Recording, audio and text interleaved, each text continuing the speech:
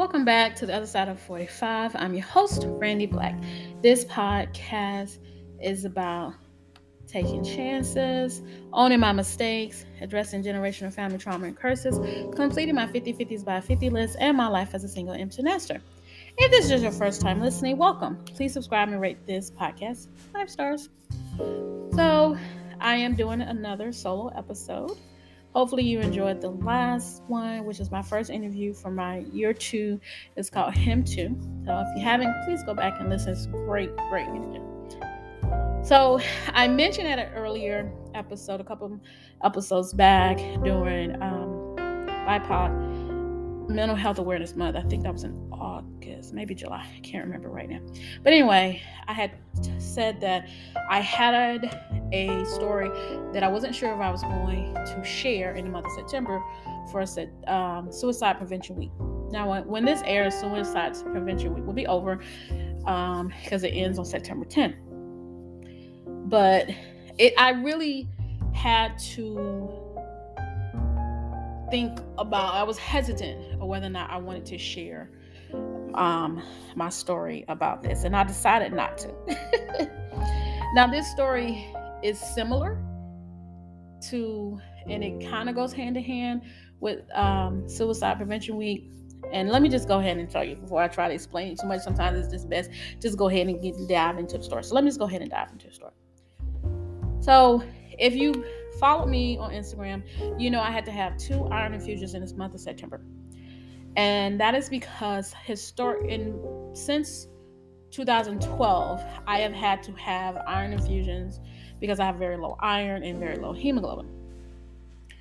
So I had a physical in July of this summer, and the results came back.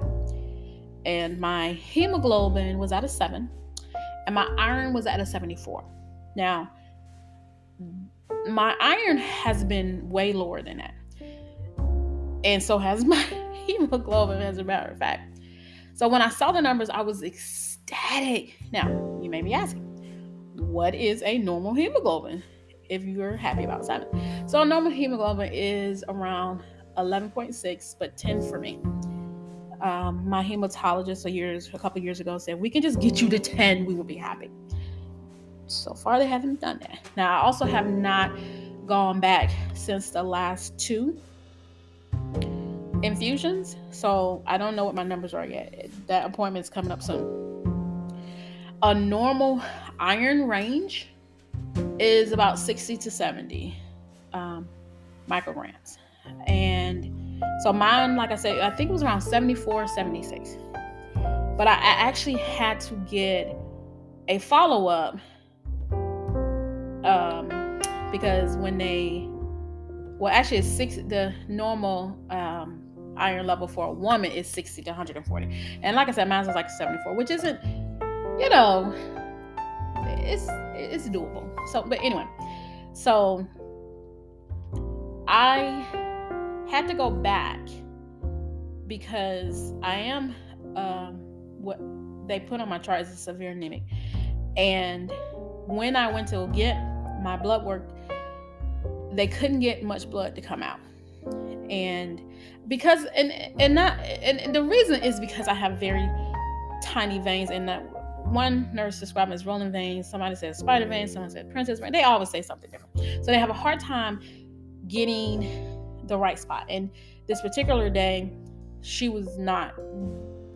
couldn't. And so she did her best to try to get as much as she could out. And when she did that, I got a phone call from the lab, and it was like, we need more. That wasn't enough. So I had to go back. So they retested it. And so they retested, I think, a week, maybe 2 weeks later. And my iron went from a 74 to a 17. So like I said, really have a lot of problems with my iron. But I was not diagnosed. I was ordered 2 doses of iron infusion for the month of September. So I was very optimistic. I was like, okay, well, I have a doctor who's monitoring it, so I should be fine. Whatever. Okay. So I go to the doctor, right? And this is before he ordered the iron infusion. So this is the consultation after. This is the follow-up after all my tests, and he go through everything. Oh, you have this, you're fine, but whatever. So I had my thyroid, my diabetes, all that stuff checking, and all that was fine, but the iron and hemoglobin were not, and my blood pressure. But he had already put me on pills for that. So my hemoglobin was at a 7, so I was pretty excited. Now you gotta understand, the reason why I was excited was because I am used to it being low. Like, it's been a 4. That was the lowest it had been. It's a 4, and I usually am at about a 5. Now 5 is not that far from 4, but 5 is usually where I'm okay at, and that's still very low considering it should be 11.6, or in my case 10. Anyway, so I'm in the doctor's office. I'm all, I'm feeling pretty good because I had been eating green leafy vegetables since being on this, changing to a plant forward life, so I'm like, this is really working. And of course, that was before before they ordered the second test, and it had actually gone lower. But we're not gonna go there. We're gonna talk about this day when I was feeling good because my numbers were better than I expected, because I got the results online before my actual follow-up. So I'm in the doctor's office. I'm feeling pretty good, and my doctor comes in and he's like, all right, we need to talk about, we talk about all the stuff, and he gets to the iron and the hemoglobin. He was like, so your hemoglobin is a 7. And I was like, I know, right? So I'm excited. And he was like, it's not supposed to be 7. Why are you excited? And I said, oh, maybe because, I'm usually around a 5. And he said, well, 5 isn't good either. And I was like, I know, but it's better. 7 is better. And he was like, no, that's not good enough. We got to get you healthy. So that's when he ordered the 2 doses of iron infusion. Fine. I'm used to this. So like I said, I have been at a 4 before. So in 2012 is when a doctor finally started addressing the issues. So let me tell you what led up to this. I've been told before that I have a tendency to downplay my health conditions. And, whatever. Maybe I'm right. Maybe I'm right. And I don't really see it that way. I see it as me being realistic and trying to be a little positive. That's the way I see it. Not everybody see it that way. So anyway, in 2012, I was in yet another low point in my life. I have a lot of low points. I had lost my job in Atlanta. I had to move back home to South Carolina. Not live with my mother. I had my own place. But I was in South Carolina and I hated it. Girls hated it. I hated being there. But I had state insurance. I had a job working from home. I lived in a house. I lived across the street from my cousin. But I was miserable because I had built a life in Metro Atlanta, and moving back home, I didn't know anybody but family. And because I was no longer in the cult, every friend that I knew was no longer a friend. So I felt isolated, lonely, and on top of that, I wasn't feeling well. So I had headaches, I was dizzy, but it was during the summer, so I thought part of it was the heat. And I just wasn't feeling well physically, mentally, emotionally. I was in a horrible place. So one day I had come back from the grocery store. The girls were not with me. And back then I was eating, and I don't remember what the size of the bag was of ice. It was either 7 pound or 10 pound. I don't really remember. I was eating a bag of ice per day. So I just come back from the store, probably buy another bag of ice, and I would just sit and eat ice. And I knew from research that was a sign that your iron was low. And I also had been having lots of headaches that I couldn't get rid of. So anyway, I'm getting out of the car, and it was like 3 or 4 steps to get into the house. And I got out of the car, and I was walking upstairs, and I got really dizzy. Like, I thought I was going to fall. I grabbed the railing, and that prevented me from falling. So I looked across the street because, like I said, I lived across the street from my cousin, and I started to call him because I was like, this is not good. But I was like, no, what is he going to do? So I go in the house and I sit down and I call a friend of mine who lived in Atlanta and told him what happened. He was like, you need to go to the doctor. And he knew I had state insurance. He was like, just go. And I was like, I was afraid. I was afraid of what they were going to say because I had been feeling so bad. And so when I almost fell from being dizzy, I thought, this is not going to be good. So a couple of days later, I don't know how much time passed, I got a doctor's appointment, went to the doctor. They, of course, told me I had high blood pressure and that was causing headaches. So they immediately put me on medication. And they said, the rest of your lab work will come in a couple of days and we'll call you. So I don't remember if my appointment was on a Tuesday or Wednesday, but I do know that the results came in on a Friday. I remember that distinctly. So I answer the phone. It's my doctor's office, and the nurse says, you need to go to the emergency room right now. You should be in the hospital. Your hemoglobin is incredibly low. You need to go, and your iron is low. So I was like, okay. So I get in the car. I take myself into the emergency room. I get to the emergency room. I ask the doctor there, and he was a white doctor. And in my small town, they're known to be racist against Black people and not giving very good care. So I asked the question. I said, he tells me, we're talking about my hemoglobin, talking about my iron, how low it is, and treatment. And I asked him, well, what could be causing it? And he was enraged that I would ask the question. And he decided he wasn't going to treat me. He was like, you know what? You're going to question me. You can go home and die. You're going to die. That's what's going to happen to you. You're going to die. He leaves the room. And I was like, oh my God. So I called mother and I tell her what happened. And she was like, okay, so we need to start making arrangements for you. So we start talking about what happened after I'm gone. And, she asked a course of questions, how long do you have, whatever. And I said, I didn't know, I told her, this is all he said. And she was like, okay, well, we need to make sure legally that I can take the girls. So we start talking logistic of what's going to happen once I'm gone. How I'm going to talk to the girls. I think she was going to keep the girls that weekend so that I can have time to kind of process and figure out next steps. So in this part, I don't remember exactly. I'm not sure if she called my aunt and told my siblings, or if I know for a fact I didn't call my siblings because I wasn't talking to them at the time. But I think she also called my aunt. So my aunt calls me and she's like, hey, come to your mother's house. And I was like, what? Fine, whatever. So, and it wasn't like that. We went back and forth, and finally I agreed to go to my mother's house. So I go to my mother's house, and my aunt's waiting for me outside in her car. And I get there, and she's like, come on, get in the car. And I was like, for what? She's like, I'm taking you to MCG. MCG is the Medical College of Georgia. It's right outside of South Carolina, where I'm from. And I was like, for what? So then she begins to tell me that she and my siblings had been on the phone with different people and had found that had contacted MCG, who agreed to see me and treat me. And they had said that they wanted to do iron infusions, and because it's a teaching hospital, they wanted to figure out why my iron and my hemoglobin was so low. So my mom was like, I'm taking you to MCG. Now, like I said, it's like 45 minute drive from where we were in South Carolina. And I was like, well, you don't have to do that. I'll drive myself. I'm going to go home, get some clothes and a laptop. She was like, no, I'm going to drive. And I said, well, I don't want you to drive all the way over there because then you got to drive back and the emergency room takes so long. I'm giving all these logical reasons of why it would make more sense for me. And I said, then when I get out, I can just get in the car and go home. And she was like, no, I'm taking you. So I get in the car and she's talking to me.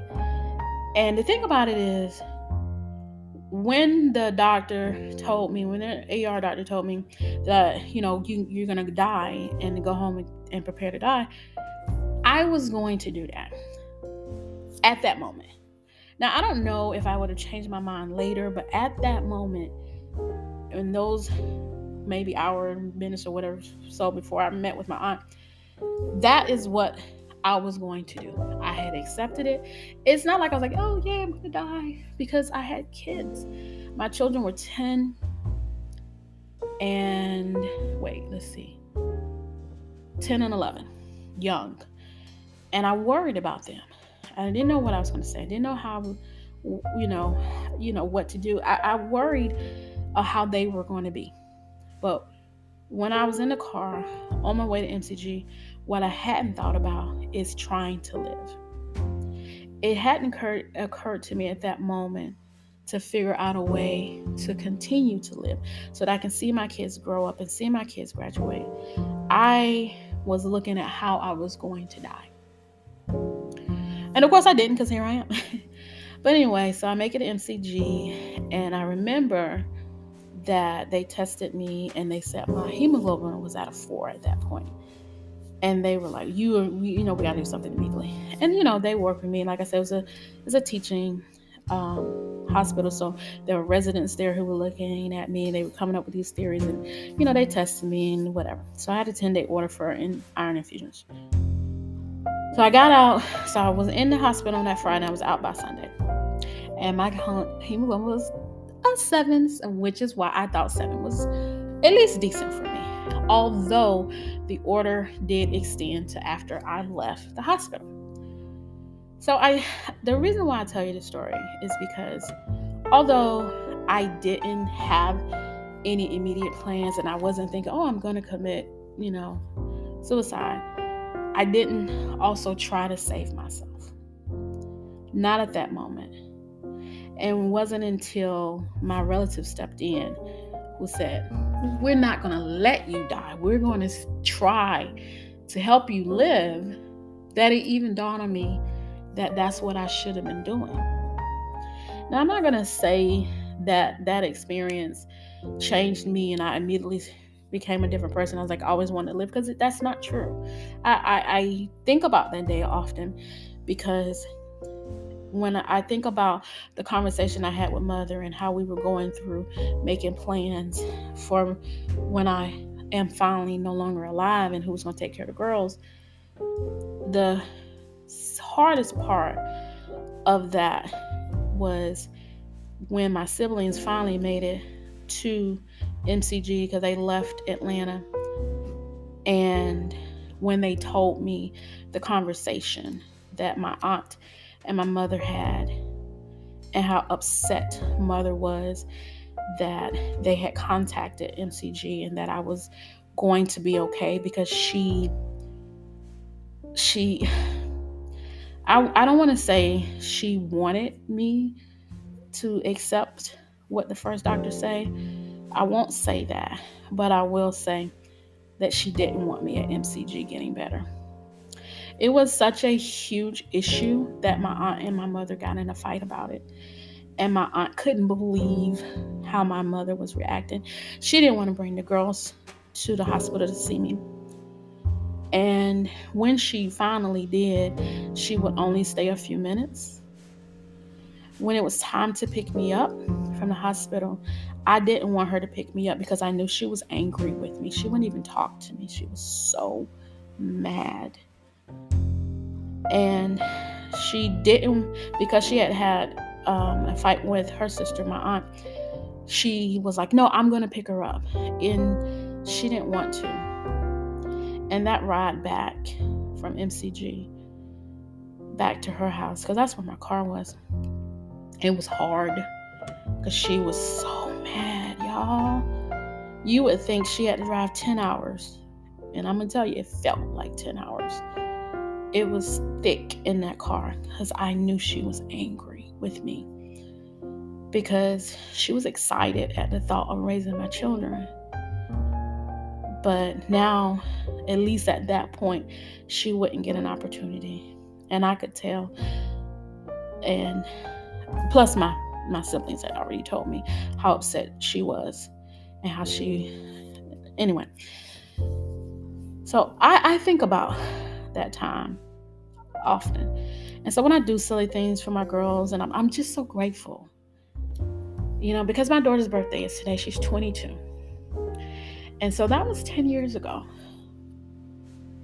that I thought that they would have to grow up without a mother. And here she is, a senior in college, and my youngest is a junior in college. And I want to continue to see them and see what kind of women they grow up to be. And so although I didn't think that day about trying to live, I do now. And I have since then.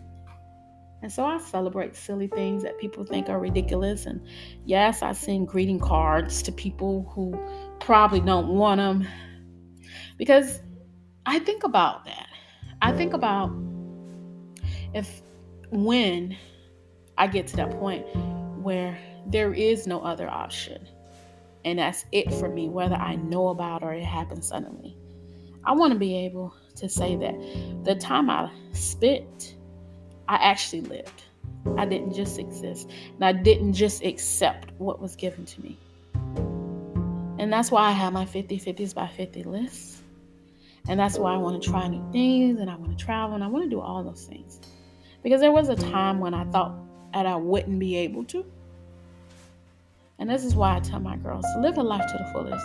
If you want to travel, travel, go everywhere, do everything. Because when you are told that you're going to go home and that's going to be it, you look at life a little differently. Maybe not that day, but that day I will never forget. I'll never forget what that doctor said to me. I'll never forget what my aunt said to me. I'll never forget what my sisters did. I'll never forget any of those things. So, although this is a generational curse, it's just a lesson that I learned about living life and enjoying it. And so, that's why I do some of the things that I do that may seem silly and ridiculous, because I don't know when that day is going to come or if I'll be able to plan. But while I'm here on this side, I'll, as the great Mary J. Blige says in the theme song of my life, just fine. I like what I see when I'm looking at me, when I'm walking past the mirror. Don't stress through the night. At a time in my life, ain't worried about if you feel it. Got my head on straight. I got my vibe right. I ain't gonna let you kill it. You see, I wouldn't change my life. My life's just fine. So meet me on the other side of 45. It's a podcast, website, and Instagram. New episodes will be released every Monday. Thank you for tuning in. Please rate the podcast 5 stars on Apple Podcasts so others can find it. It helps me grow my podcast. Your feedback and support is greatly appreciated. Until next week, good night.